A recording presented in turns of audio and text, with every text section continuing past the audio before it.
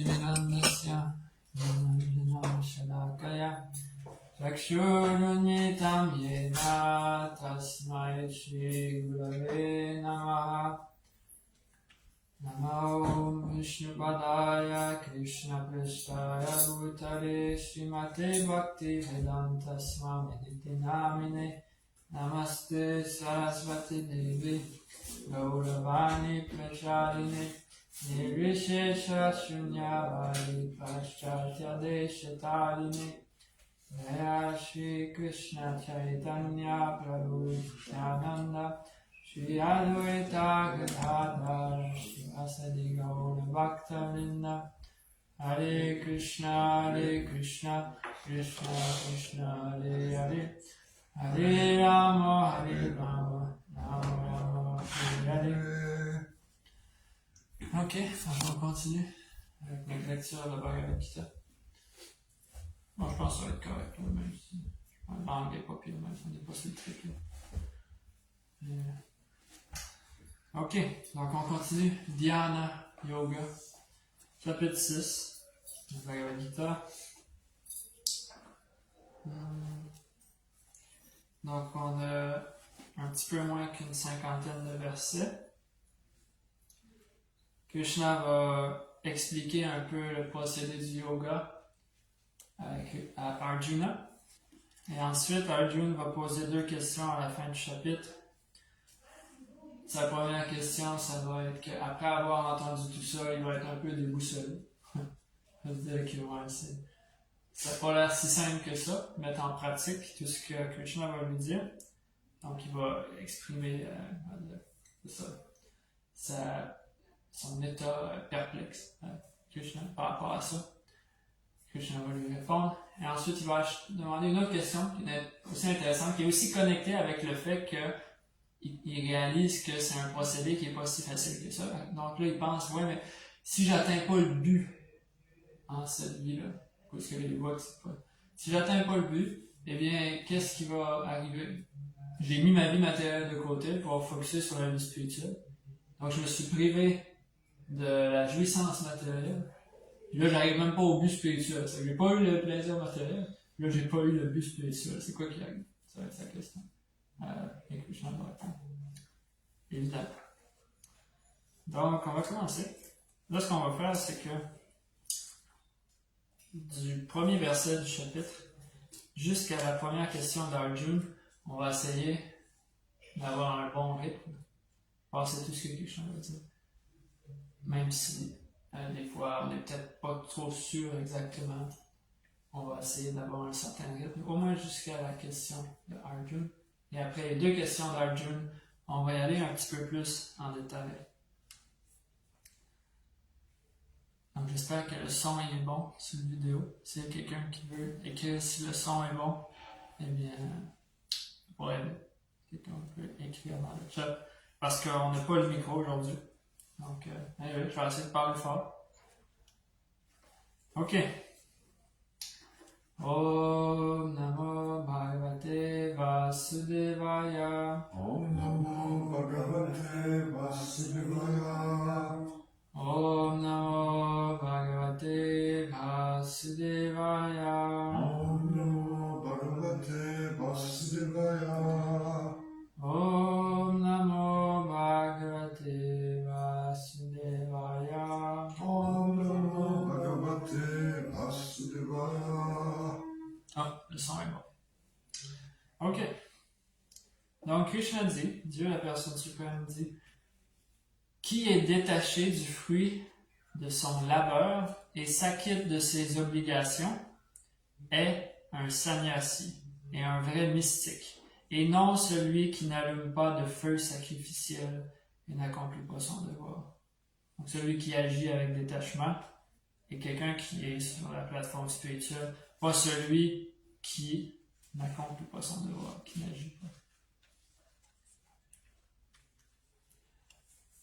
Sache, ô fils de Pandu, qu'on ne peut séparer le yoga, la communion avec l'absolu, du renoncement. Car nul ne peut devenir un yogi sans abandonner tout désir de jouissance matérielle. Donc, Krishna dit, on ne peut pas faire de séparation entre ça, on dit la dernière fois, entre le yoga puis le renoncement. Parce que le yoga, c'est l'action spirituelle, et le renoncement, c'est le détachement matériel. Donc, les deux vont ensemble. On se détache matériellement en agissant spirituellement. C'est par l'action que progresse le néophyte qui emprunte la voie du yoga en 8 phases. Alors que c'est en renonçant aux actes matériels que s'élève le yogi avancé. On considère avancé dans la pratique du yoga celui qui a renoncé à tout désir matériel et qui n'agit plus ni pour le plaisir des sens ni pour tirer profit de ses actes. Le mental peut être l'ami de l'âme conditionné, mais il peut aussi être son ennemi. Donc l'homme doit s'en servir pour se libérer et non pour se dégrader. Donc l'homme doit se servir du mental pour se libérer et non pas pour se dégrader. Pour qui l'a maîtrisé, le mental est le meilleur ami. Mais pour qui a échoué, le mental est le pire ennemi. Celui qui est serein, parce qu'il a conquis son mental, a déjà atteint l'âme suprême. Il voit d'un œil égal la joie et la peine, la chaleur et le froid, la gloire et l'opprobre. Donc opprobre, j'ai jamais vu ce mot-là, mais on s'imagine que c'est le contraire de gloire. Qui est pleinement satisfait par la connaissance et la réalisation du savoir est un yogi, une âme réalisée. Ayant atteint le niveau transcendantal et la maîtrise de soi, le yogi ne fait pas de différence entre une motte de terre, une pierre ou de l'or. Mais qui voit d'un même œil le bienveillant, par nature, par sentiment et l'envieux, celui qui toujours reste neutre et celui qui agit dans un esprit de conciliation, l'ami et l'ennemi, le vertueux et le pécheur, est spirituellement plus élevé. Donc encore des versets qui disent que le spiritualiste, il voit tout comme étant égal. Le pécheur et le saint, toutes les dualités. Donc le spiritualiste doit se vouer corps et âme au suprême, à Dieu. Il lui faut vivre en un lieu. Là, c'est là qu'on rentre dans les instructions de plus de yoga que Arjuna il va trouver un petit peu difficile. Il dit, il doit vivre dans un lieu solitaire, toujours rester maître de son mental, et il doit s'affranchir de tout désir et de tout sentiment de possession. En un lieu saint et retiré, il doit confectionner un siège d'herbe coucha qui ne soit ni trop haut ni trop bas, puis le recouvrir d'une peau de daim, d'une étoffe douce. Là, il doit prendre une assise ferme et pratiquer le yoga pour purifier son cœur en contrôlant le mental, les sens et les actes et en fixant ses pensées sur un point unique. Donc, quand on entend ces instructions-là, c'est toujours bon de se rappeler que c'est des instructions qui vont être éventuellement rejetées par Arjuna, parce qu'il va dire, c'est même trop compliqué de faire ça. Donc, Krishna continue. Il faut garder le corps, le cou et la tête bien droits, le regard fixé sur l'extrémité du nez, affranchi de la peur, ferme dans le vœu de continence, le mental apaisé et maîtrisé. Il doit méditer sur moi en son cœur et faire de moi le but ultime de son existence. Ainsi, parce qu'en maîtrisant constamment son corps, son mental et ses actes, le yogi délaisse la vie matérielle. Il atteint le royaume de Dieu.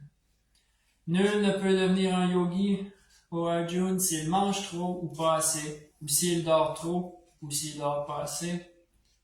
Il faut garder la juste mesure dans son alimentation, dans son sommeil, dans le travail et la détente. La personne qui fait ça, il peut, par la pratique du yoga, atténuer les souffrances de l'existence matérielle. On dit que le yogi est fixé dans le yoga quand il a su, par cette pratique, régler les activités de son mental et atteindre un niveau transcendantal où les désirs matériels n'ont plus de prise. Semblable à la flamme qui, à l'abri du vent, ne vacille pas, le yogi maître de son mental est ferme dans sa méditation sur l'être transcendant. Celui qui, par la pratique du yoga, parvient à soustraire son mental de toute activité matérielle connaît le niveau de perfection qu'on appelle samadhi, ou extase méditative. Cet état se caractérise par la faculté de percevoir l'être suprême avec un mental pur et de trouver la joie en lui. Ainsi, à travers ses sens purifiés, il se trouve constamment immergé dans un bonheur transcendantal infini. Cette perfection atteinte, il ne s'écartera plus de la vérité, sachant que rien n'est plus précieux. Imperturbable, même au cœur des pires difficultés, il se libère définitivement des souffrances nées du contact avec la matière. Fort d'une foi et d'une détermination inébranlable, on doit pratiquer le yoga sans jamais faillir. Il faut se défaire sans réserve des désirs matériels que génère la spéculation mentale. Ainsi faut-il dominer ses sens en toutes circonstances à l'aide du mental. Guidé par une ferme conviction, l'intelligence doit permettre d'atteindre graduellement la transcendance. On peut alors fixer son esprit sur l'être suprême et ne plus penser à rien d'autre. Où qu'il aille, emporté par sa nature instable et fébrile, on doit s'efforcer de contenir le mental et de toujours le ramener sous contrôle. Le yogi dont le mental est absorbé en moi connaît sans conteste la perfection du bonheur spirituel. Il transcende le mode d'influence de la passion et réalise son identité qualitative avec le suprême, s'affranchissant ainsi des conséquences de ses actes passés. Ainsi, constamment absorbé dans la pratique du yoga, le yogi se libère de toute contamination matérielle et parvient au stade ultime du bonheur en prenant part au service d'amour transcendantal du Seigneur. Le vrai yogi me voit en tous les êtres et voit tous les êtres en moi. Ainsi, l'âme réalisée me voit-elle partout. Qui me voit partout et voit tout en moi n'est jamais séparé de moi, comme jamais non plus je ne suis séparé de lui. Le yogi qui se voue au service et à l'adoration de l'âme suprême, me sachant un avec elle, demeure toujours en moi, en toutes circonstances. Le parfait yogi, ô Arjuna, voit à travers sa propre expérience l'égalité de tous les êtres, dans le bonheur comme dans le malheur.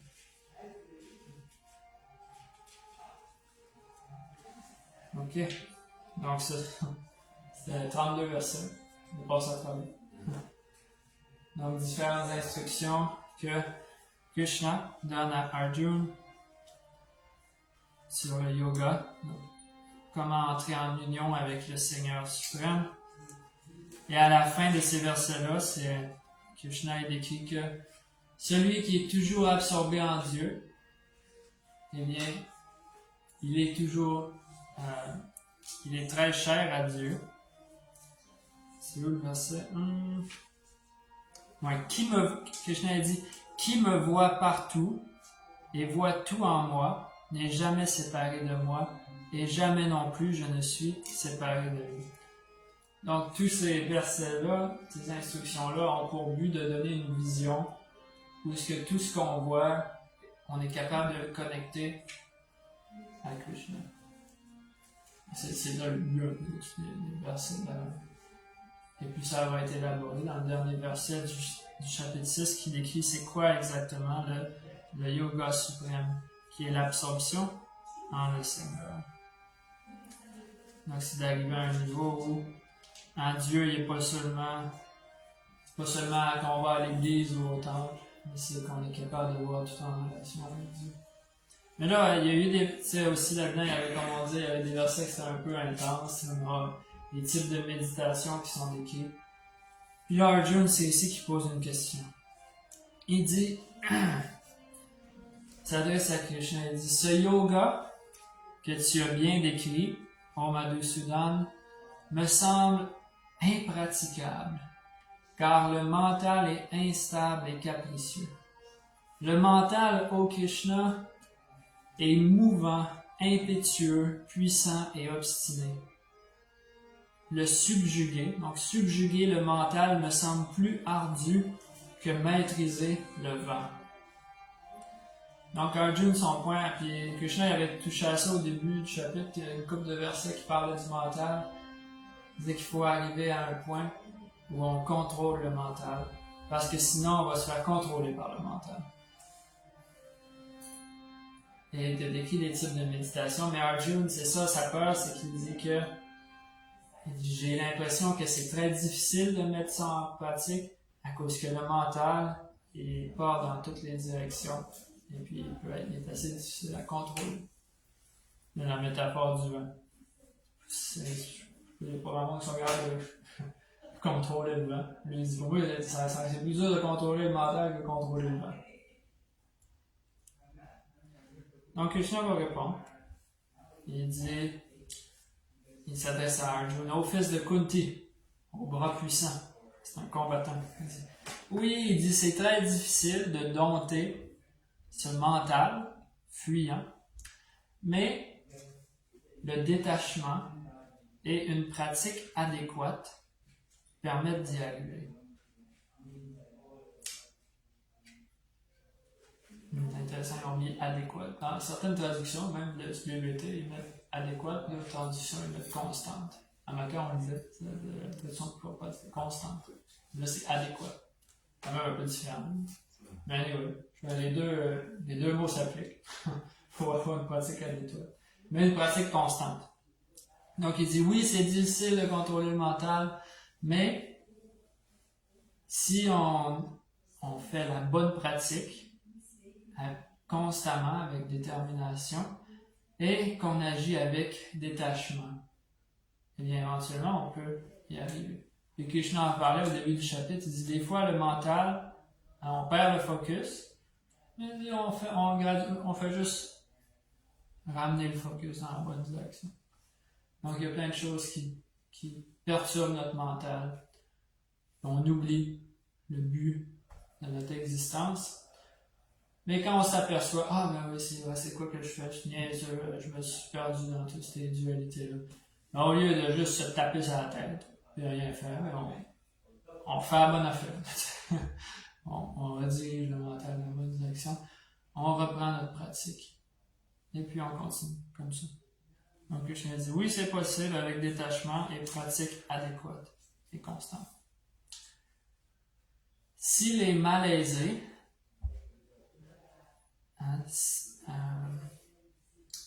si c'est une autre expression.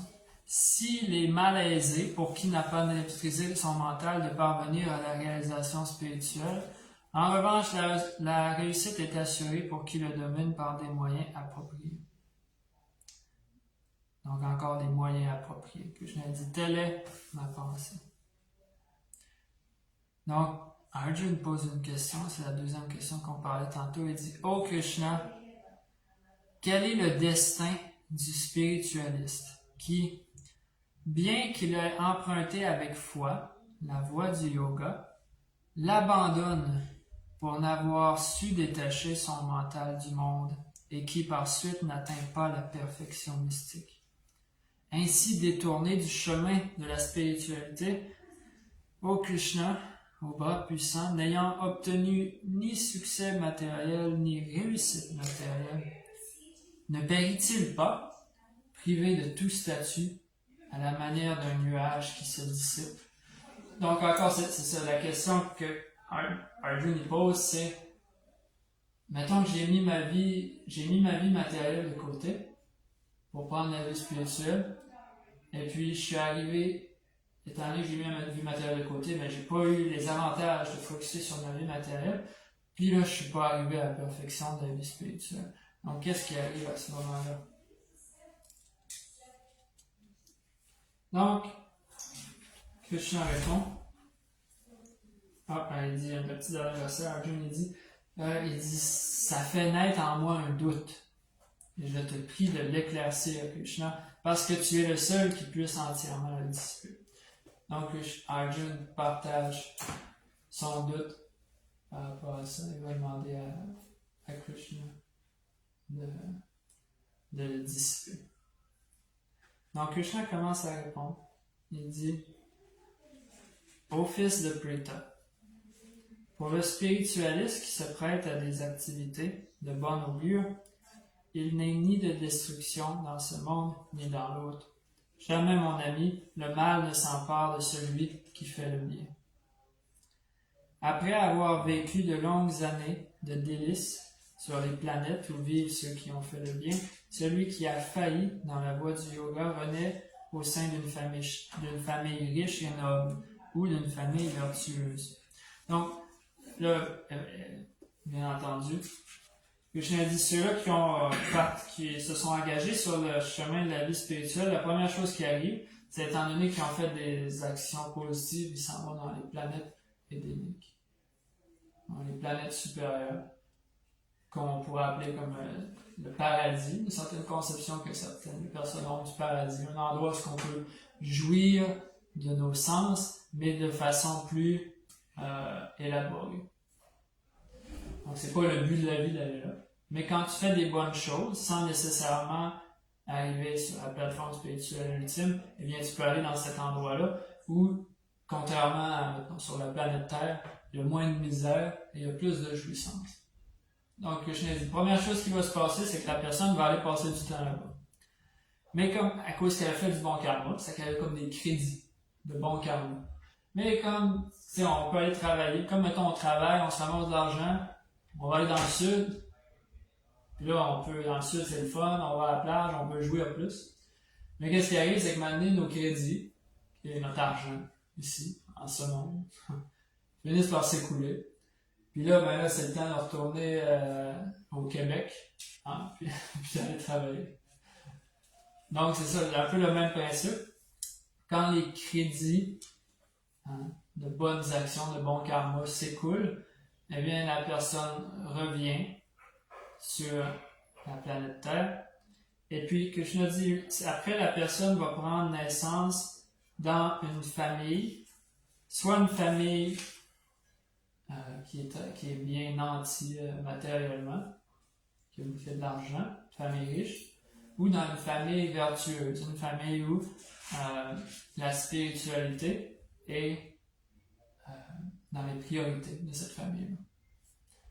Pourquoi dans une famille riche? Eh bien parce que si tu es dans une famille riche, ou du moins comme pas trop pauvre, étant donné que tu n'es pas toujours dans l'anxiété de comment tu vas manger à soir, bien c'est comme la pyramide de Maslow, tu sais, quand la base est là, les critères de base sont remplis, ben tu peux te poser des questions supérieures, donc tu peux cultiver la vie spirituelle, étant donné que tes besoins de base sont remplis. Donc, c'est ça que je t'ai dit, après tu descends là. Ou encore, il renaît dans une famille de sages spiritualistes. Mais en vérité, il est rare ici-bas d'obtenir une telle naissance. Alors, au fils de Kuru, à ce moment-là, quand la personne revient, il recouvre la conscience divine acquise dans sa vie passée et reprend sa marche vers la perfection.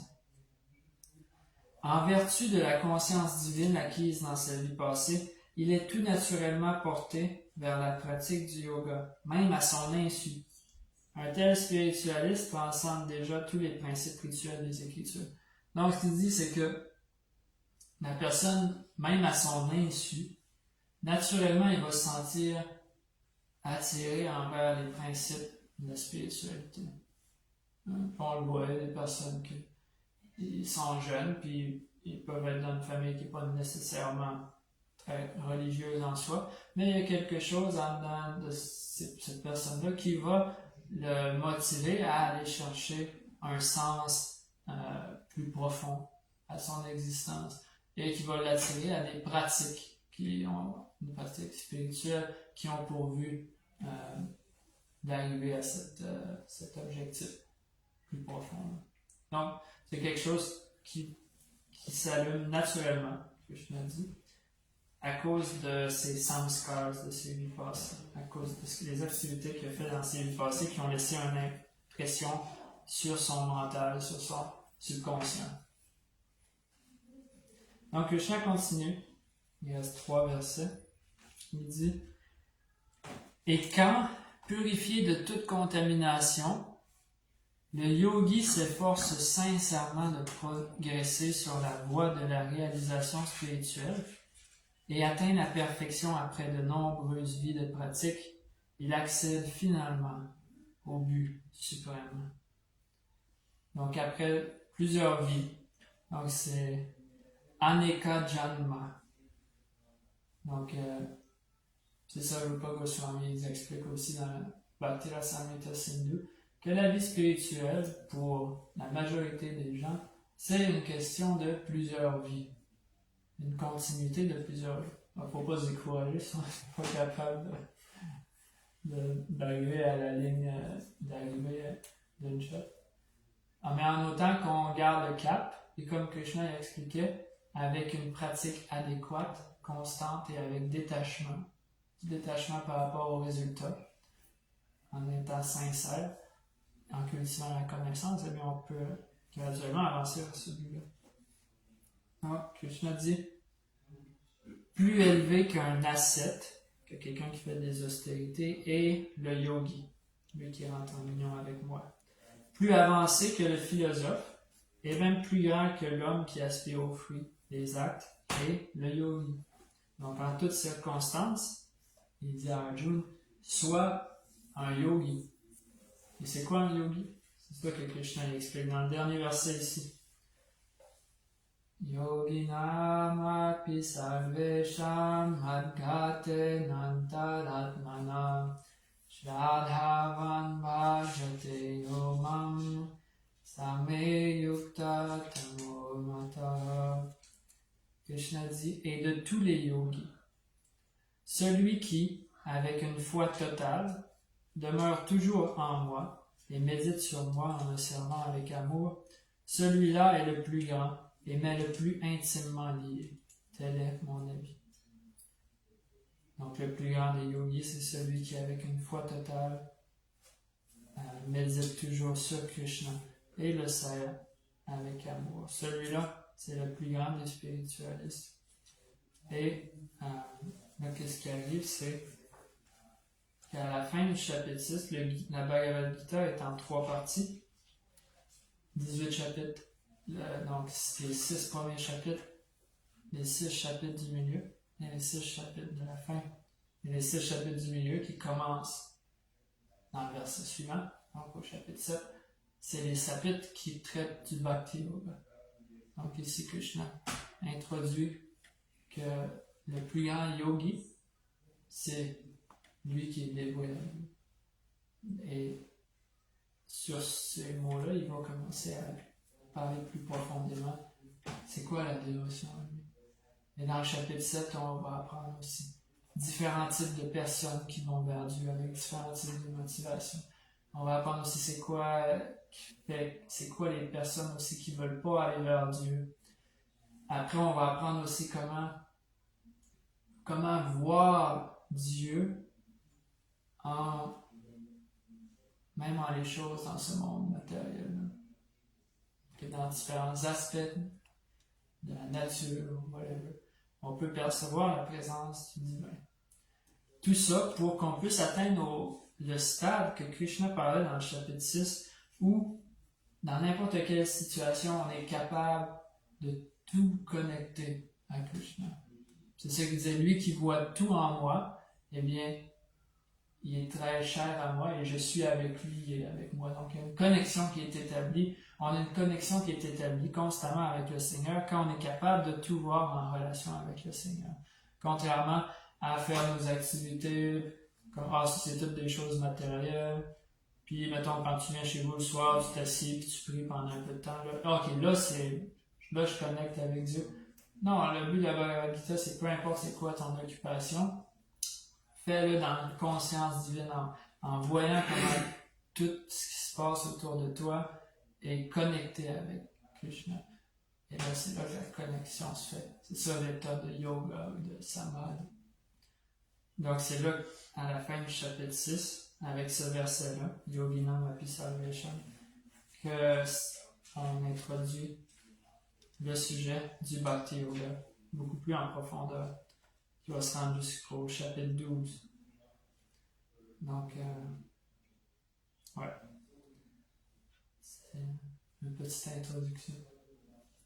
On va aller plus profondément là-dedans, éventuellement. Mais on peut s'arrêter là-dessus pour aujourd'hui. Allez, Krishna. Donc, j'arrête la vidéo. Bonne soirée.